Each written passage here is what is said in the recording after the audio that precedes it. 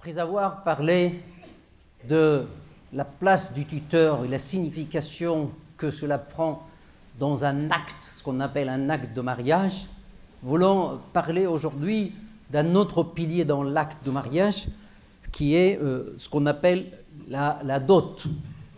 Hein? Cette dotation exigée chez les musulmans dans l'acte de mariage.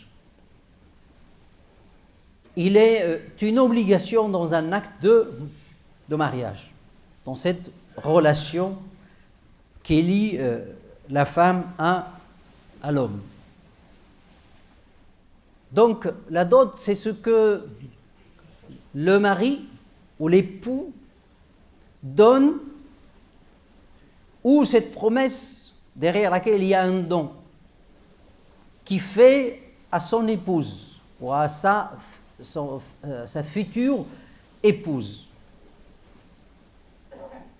Donc il peut être donné tout de suite, ou une partie après l'autre partie, ou la globalité peut être donnée après le mariage selon les circonstances et selon les moyens et selon les coutumes. Mais c'est quelque chose qui est exigé. Qu'il soit peu ou beaucoup, c'est quelque chose qui est exigé parce qu'on va voir par la suite que c'est un symbole. Hein, c'est un symbole.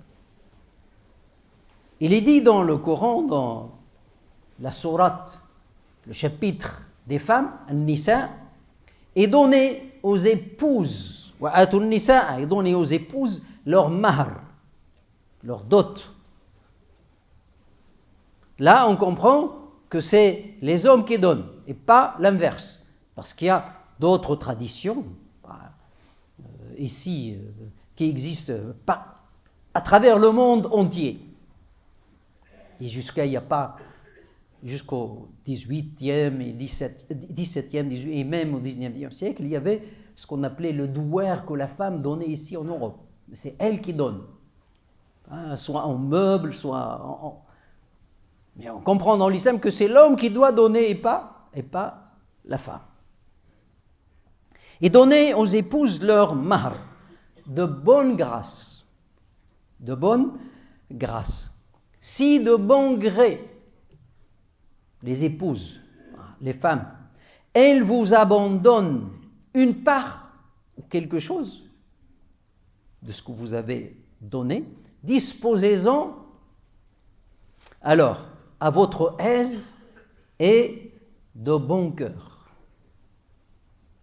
Voilà quelque chose qui atteste du statut de ce symbole. Et donc, on comprend que la dot n'est pas quelque chose de laquelle on s'attend à une contrepartie. D'accord ? C'est-à-dire, l'homme ne donne pas pour que la femme donne autre chose, ou fait quelque chose. C'est pas un contrat de travail. Il dit pas, voilà, moi j'ai donné tant, j'ai donné beaucoup, donc il doit faire ci, il doit faire ça. Ça, c'est un contrat de travail. L'acte de mariage n'est pas un contrat de travail. Donc il n'est pas... Parce que s'il était quelque chose en échange d'autre chose, la dot aurait été de... Hein, personne ne pourrait donner une dot, parce que quelque chose qui est en échange d'autre chose, il doit se renouveler selon le profit. C'est comme lorsque tu loues un appartement ou une maison ou quelque chose à quelqu'un, tu dis chaque mois tu donnes tant. Là c'est toute la vie. Le mariage c'est pour toute la vie. Il ne va pas donner, je ne sais pas, une certaine somme ou pour toute la vie. Parce que c'est pas limité dans le temps, le mariage. Et s'il était... Parce qu'il y a des gens qui le considèrent dans ce sens-là. C'est des coutumes. Des coutumes qui relèvent du paganisme ancien avant l'islam. S'il était en échange de quelque chose, la femme aurait été obligée, après le divorce, de rembourser. Ce qui n'est pas le cas en islam. Quand on dit divorce, un homme divorce d'une femme, il ne reprend rien du tout. Parce que ce n'est pas quelque chose qui est en contrepartie d'autre chose. Et si vous avez donné à votre épouse avant le mariage, après le divorce, ne reprenez rien, même si vous avez donné un quintal. C'est énorme. Vous n'avez pas le droit. Donc c'était une promesse. C'est pour cela le Coran, il l'appelle sadaqa, qui ne vient pas de sadaqa, aumône. Tu ne donnes pas une aumône à la femme. Sadaqa qui vient de sidq, véridique, c'est-à-dire tenir son engagement. Quand la personne tient, parce que la dot, elle est précédée par une promesse. Tu dis, moi, je donne tant ou je donne tel, ce que la femme demande. Tu fais une promesse. C'est pour cela qu'on l'a appelé sadaq. C'est-à-dire une promesse véridique, si on traduit. Une promesse véridique. Parce que tu tiens ta promesse, tu tiens ton engagement. Ce n'est pas sadaqa. Et le Coran dit nihlatan, de bonne grâce. C'est-à-dire par aisance. Il n'y a aucune contrainte. Tu le donnes de bon cœur. Et si la femme, elle, te dit, prends une partie ou prends un tout de bon cœur, tu peux le prendre de bon cœur. Donc on voit bien qu'il n'y a pas quelque chose qui est en attente. Il y a des hommes, quelquefois, qui donnent des dots, après il dit, on ne touche pas à la dot. C'est pas à toi. On a des problèmes quelquefois entre les musulmans par ignorance, ils ignorent. Ils disent non, je te donne, mais ils ne le touchent pas. Donc ce n'est pas à la femme, alors que c'est la propriété de la femme. C'est elle qui gère son patrimoine, ce qu'il possède. Il veut le donner à ses enfants, il le donne à ses enfants, s'il a des enfants. Il veut le donner à sa famille. C'est elle qui dispose. Il veut le donner à son mari ou une partie, c'est elle. Et ça doit être de bonne grâce et de bon cœur, par aisance, aucune contrainte. Donc c'est pour cela qu'il a été appelé nihla, de bonne grâce, un don de bon cœur. Nihla, c'est un don de bon cœur.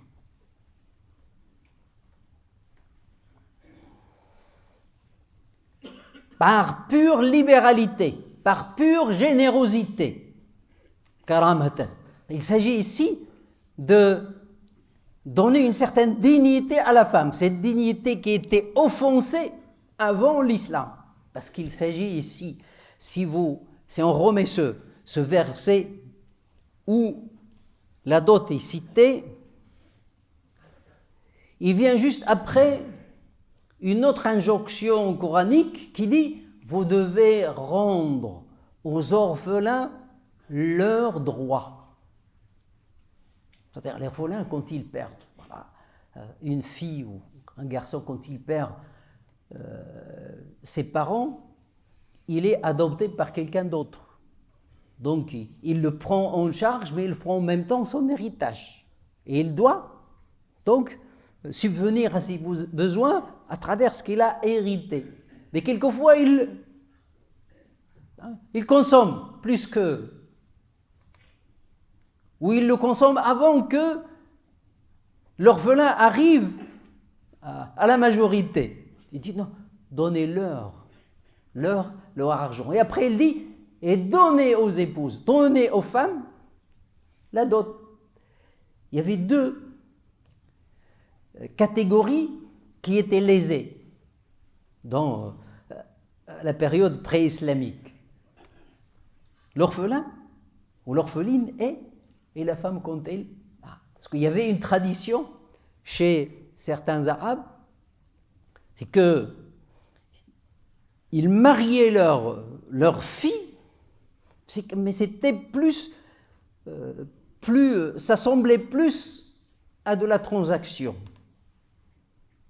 Et l'homme donnait ce qu'on appelait un pourboire, hulwan, un pourboire au tuteur, au père, pour qu'il se marie avec sa fille. Mais la femme n'avait rien du tout. Le Coran, l'islam voulait finir avec cela. Il a dit oui, on va garder la dot, parce que c'est une tradition très ancienne, qui marque quoi? La dot. Il marque la différence entre une relation sérieuse, une relation licite, légale, et une relation qui n'est pas licite, qui n'est pas légale. Pour faire la différence entre la fornication avec toutes les typologies de fornication et de fréquentation entre hommes et femmes, et cette fréquentation stricte basée sur des règles. Donc il a gardé ce symbole, mais il a dit, mais c'est les femmes qui décident. Ce n'est plus le père ou le mari qui décide, mais c'est elle qui possède cela. Et là, on comprend la faute que commettent beaucoup de parents qui ne consultent même pas leur fils sur cela.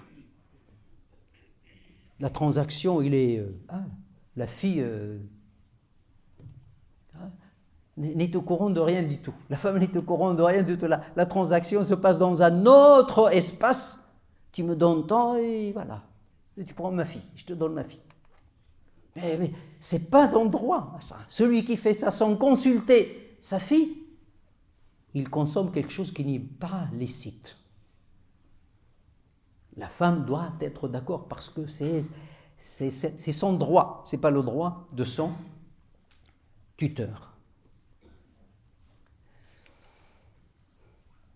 Ceci dit, cette obligation dans l'acte, c'est la femme qui décide, parce qu'il n'y a pas de limite. Il n'y a pas de limite haute de ce qui doit être donné, il n'y a pas de limite basse. On n'intervient pas. C'est la femme qui décide. C'est elle qui va décider de prendre ou de ne pas prendre. Elle peut dire je veux tant, ou je veux tant, ou je ne veux rien, ou je veux juste voilà, une invocation, ou je voudrais quelque chose de symbolique.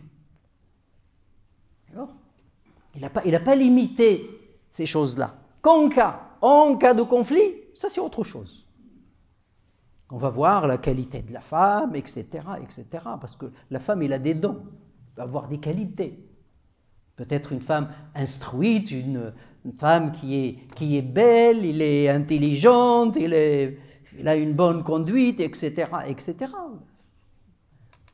Et celle-là, il vaut plus. Je vous dis, dans le fait de la reconnaissance. Est-ce que ceux qui savent sont comme ceux qui ne savent pas? D'accord, ce n'est pas la même chose. En cas de conflit, donc on peut, pour que la femme ne soit pas lésée, on peut intervenir pour évaluer ce que l'homme doit donner donc à sa femme. Et puis, le Coran l'a appelé un don par pure grâce ou de bonne grâce, par aisance, par générosité, par libéralité, pour faire la distinction avec le prix pour quelque chose. Ce n'est pas un prix pour quelque chose. Moi, je me marie avec une femme, j'ai donné tant, parce que je veux qu'il fasse ci, qu'il fasse ça. Non. Et c'est exprès que cette expression a été utilisée de bonne grâce, par générosité. La femme qui était lésée autrefois, l'islam veut que ce symbole reste. Parce que la femme, elle est toujours le maillon faible dans toutes les sociétés. quoi qu'on fasse, même au XXIe siècle, il est toujours le maillon faible. Ben, ce symbole, il existe toujours. C'est comme si l'islam dit aux musulmans, vous devez faire attention. La dignité de la femme doit être réalisée à travers ce symbole. C'est elle qui décide. Ça marque quoi? Ça marque la liberté de la femme et l'indépendance de la femme. Parce qu'il n'était ni libre ni indépendante avant. Son argent n'était pas à elle, sa possession n'était pas à elle, et dans son mariage, il ressemblait plus à une transaction, un objet qui est vendu contre un prix. Donc l'islam a gardé ce symbole, mais il ne faut pas l'interpréter comme un prix à quelque chose. Donc c'est plus un cadeau. C'est pour cela, dans la tradition, dans certaines traditions dans les pays arabes, par exemple au Maroc, on appelle ça l'hadiya. Ils appellent ça l'hadiya. Ils viennent avec beaucoup de choses, et ils l'exhibent pour dire ça c'est l'hadiya. Ils l'appellent l'hadiya, cadeau.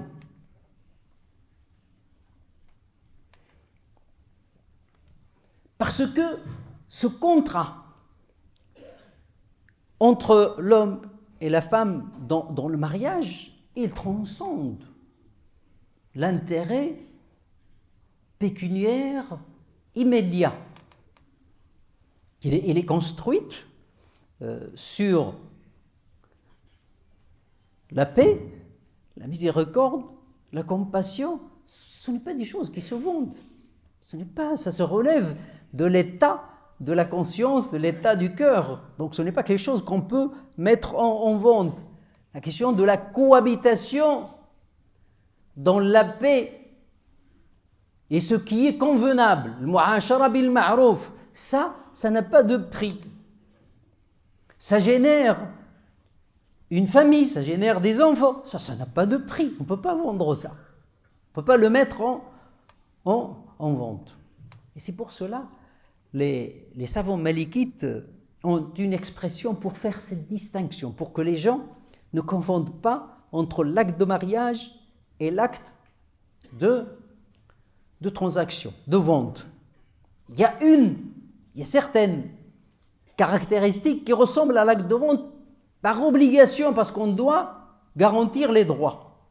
Mais ce n'est pas un acte de transaction comme la vente, par exemple. Ils disent que l'acte de mariage est fondé sur la générosité et la libéralité. Et l'acte de vente, il est fondé sur donnant, sur l'intérêt. Donnant. Celui qui vend, il s'assure qu'il ne va pas perdre. Il dit voilà, moi je veux tant. Et celui qui achète, il s'assure qu'il n'achète pas plus cher que ce qui est sur le marché. Donc donnant. Chacun fait attention. Mais ça, ce n'est pas dans le mariage. Le mariage, c'est un don. Et la femme, elle donne sa vie. Elle donne sa santé, dans son temps, son avenir. L'homme, pareil. Donc ce n'est pas quelque chose qui ressemble on va, comme on dit, les bons comptes font les bons amis. Non. Ça, c'est entre les amis, peut-être. Dans un contexte matérialiste. Mais entre les époux, c'est autre chose. Ça transcende tout cela. نسأل الله تبارك وتعالى أن يجعلنا وإياكم من أهل طاعته وقربه اللهم اغفر لنا